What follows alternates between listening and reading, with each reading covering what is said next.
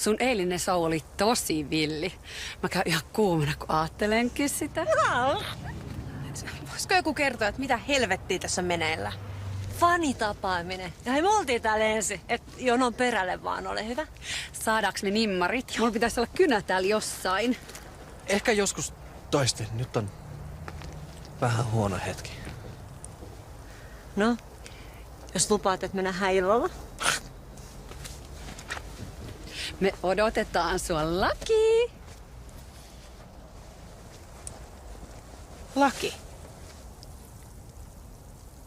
Mä olin just kertomassa sulle, Että? mä oon strippari. Siis miten sä järjestit tän? Pysähdy nyt, niin me voidaan jutella. Mulla ei ole mitään asiaa tollaiselle miesvuorolle. Se on ihan erilaista työtä, mitä sä luulet. Siis se on viihdettä ja se on täysin viatonta. Ai viatonta. Voitko sä sit selittää noin sun perässä juoksevat lotisevat eukot? Saat sä kenkään sieltä varastolta? Ja minkä takia sä oot vaihtanut ammattia? En mä oo ollut millään varastolla. Mitä? Oot sä kusettanut mua koko tän ajan?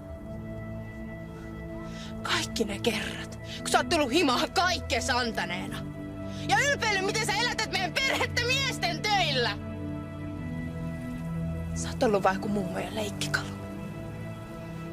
Anteeksi, mä en vaan tiennyt, miten sä suhtautuisit. Nyt sä tiedät.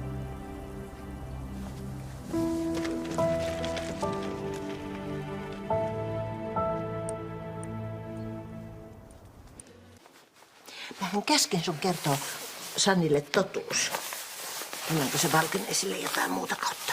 Mä olin just kertomassa, kunnes ne 2 puumaa pölähti paikalle ja pilas kaiken.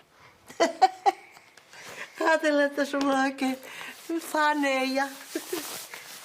Niin, vaikka mä en kyllä hyväksy sitä pyrstöheilutusta.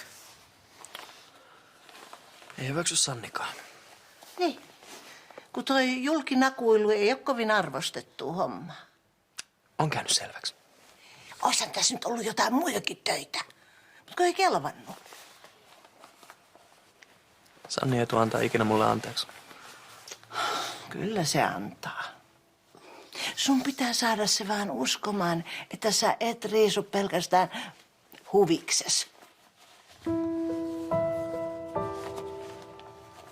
Hei Lari, laitatko mulle iso lasi valkkaria?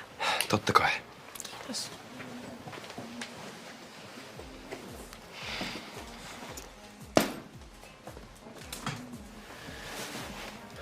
Miksi kaikki on niin vaikeeta?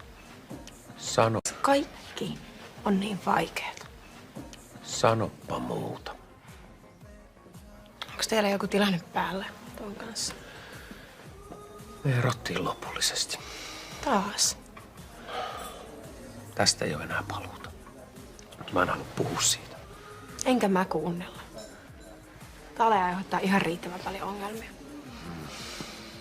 En olisi kyllä ikinä uskonut siitä. Mitä? Niin siis, niin.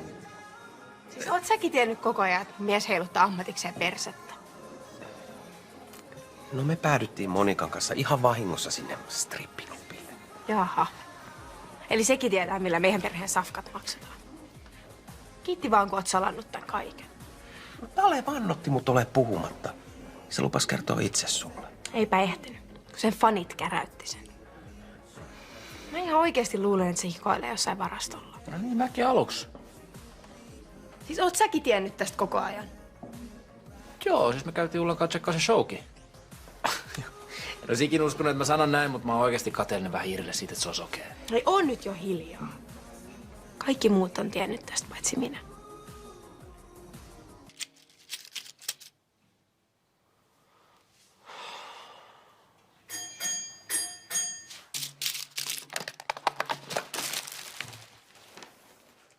Moi kulta. Moi moi!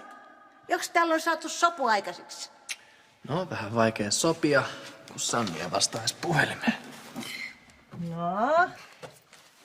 Se haluaa vaan rauhassa sulatella tota sun nudismias. Mut kyllä se vielä ilmestyy kotiin. Jos ei muuta, niin ainakin Iljan takia. Toipa lohduttavaa.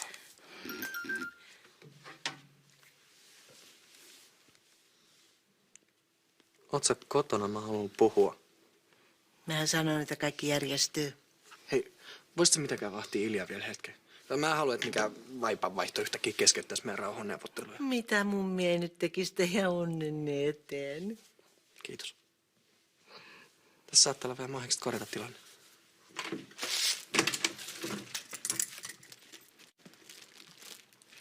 Mä oon tosi pahoillani. Niin mäkin. Mun ei ollut missään vaiheessa tarkoitus satuttaa sua. Mä lupaan olla tästä edes täysin rehellinen sulle, jos sä vaan annat mulle anteeksi. Pystyt sä siihen? Pystyn. Okei. Sano mulle ihan rehellisesti. Nautit sä siitä riisumisesta? En tietenkään. Mä strippaan vaan rahan takia. Se ei ole yhtään hauskaa. Ihanko tosi? Mikäs tää sitten on?